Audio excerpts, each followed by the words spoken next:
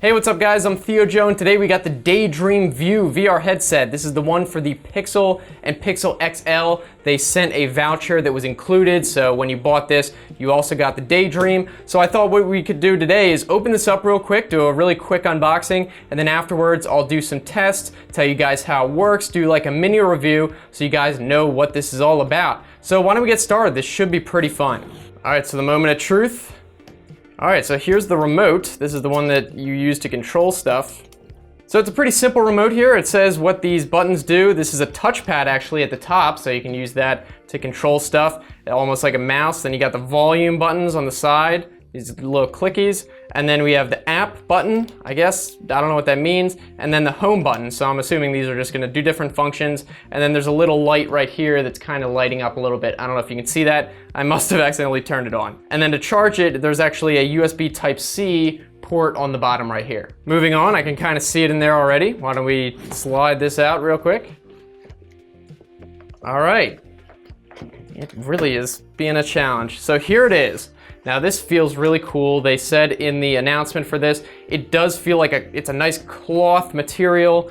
Really neat. This is very unique in terms of the other headsets that are mostly plastic. This feels almost like a piece of clothing is the way they put it, and it does seem like it would be pretty comfortable. This seems to be a strap, I guess, for the remote maybe. I think it goes in between here. This is just boring safety stuff. We don't need that. Do you really need a safety booklet for something like this?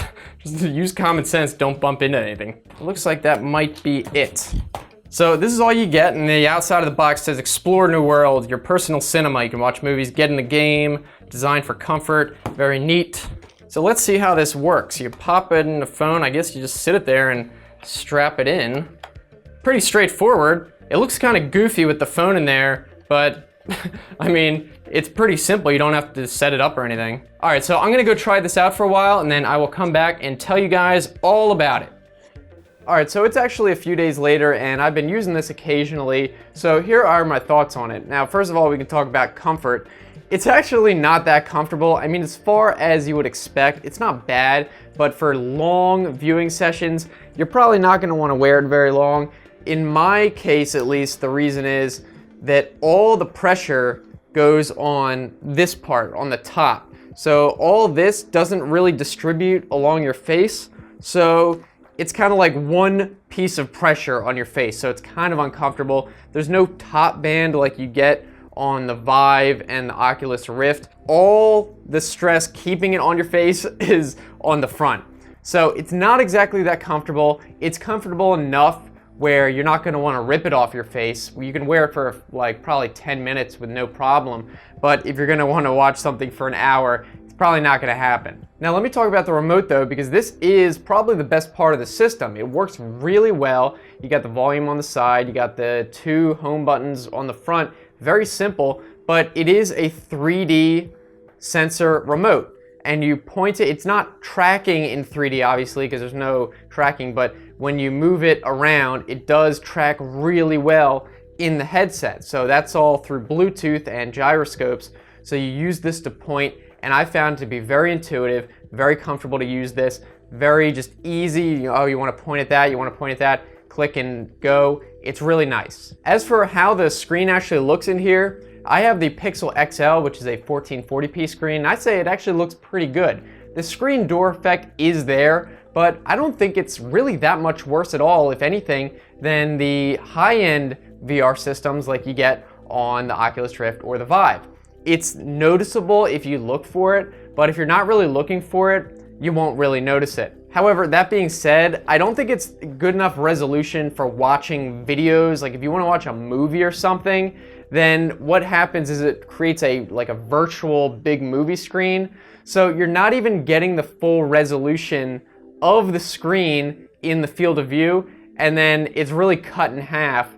And then it's the screen door effect. So I wouldn't really recommend watching a movie or a TV show through this, because you're gonna get a tiny fraction of the actual resolution of the show, and it's gonna have that screen door effect enough where probably not going to be that good looking. On the other hand though, if you're just watching like a YouTube video that's a VR YouTube video, then yeah, this would probably be good enough for that, because in that case, you're not looking for the highest image quality, where it's like a cinema where they go for the highest image quality. But there are several pretty cool apps that you can use with this. For example, the Wall Street Journal has an app where you can kind of visualize data. So that's pretty neat. There's a Google Play TV and Movies app, but I wouldn't really use it that much for the reasons I just mentioned, especially if you're going to be paying for it. You want to probably just watch it on a TV or a screen where you can actually get the full quality video. Then there's other more informational apps, I guess you could say. For example, a museum tour where you kind of flip through and get some information. That's kind of cool. It's like a virtual museum.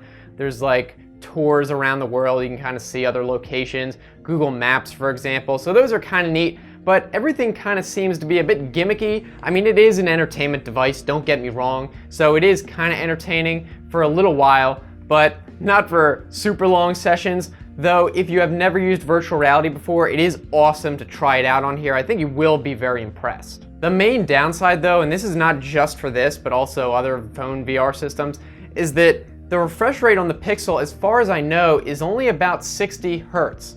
So that is going to be an issue if you're prone to motion sickness. Because what companies like Oculus and HTC have found from creating really high-end VR systems is that you really have to get above 90 Hertz to eliminate pretty much all motion sickness.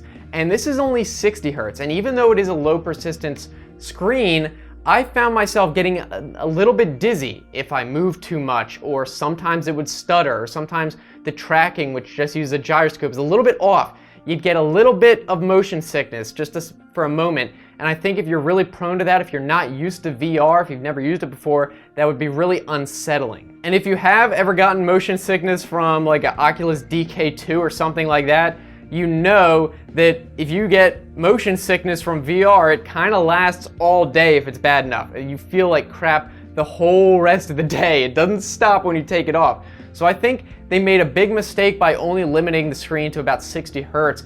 They should have at least enabled the Pixel phone to go higher refresh rate, even if only in VR. I think this is going to turn off a lot of people if this is their first experience with VR and they're prone to motion sickness. It's going to be an issue. But if you're not really prone to motion sickness, or you've used VR, or you're only going to use this for a very limited time until you get used to it, then it is pretty good. But the question is it worth $80? That's a really steep price tag. Now, I pre-ordered it, so I got a free voucher for this. If you pre-ordered it, you got it free. But I honestly would probably say if I didn't get it free, I wouldn't have bought it. I mean, it's nice, it's cool if you never tried VR before, but for me, it's more of a gimmick than anything. I don't see myself using this probably ever. Now, obviously, I do have more high-end VR systems, the HTC Vive and the Oculus Rift, so I wouldn't really have a reason to use this, but I don't know. I just didn't really find any utility out of it. I think if I were to use it, the only times would be if there's like a specific VR video on YouTube that I want to watch, maybe then. But other than that, I mean, it's neat, but it's more of a gimmick. You're probably going to get bored of it. So that's just my opinion. Obviously, there's going to be people who think it's amazing, and good for them, honestly. But for me, it's not that impressive. It's cool for what it is. It turns your phone into a VR system. If you've never used VR before, you might want, I would say get it just to experience it. But if you have experienced VR before, you're not really gonna be surprised by anything with this. Though I would like to know what you guys think about this. If you completely disagree with me, that's totally fine. I'm not telling you guys what to think. I'm just giving you my thoughts. That's all you can expect. So let me know down in the comment section if you think I'm stupid, if you think it's amazing, whatever. And if you like this video, definitely give it a thumbs up. I'd appreciate it. I know you enjoyed it. Also, if you want to keep watching, I've got some other videos right here. You can click on these even if you're on a phone. And if you want to subscribe, I make new videos every Tuesday, Thursday, and Saturday, so it should be worth it. So again, I'm looking forward to hearing from you guys. So as usual, thanks so much for watching. I'll see you next time. Have a good one.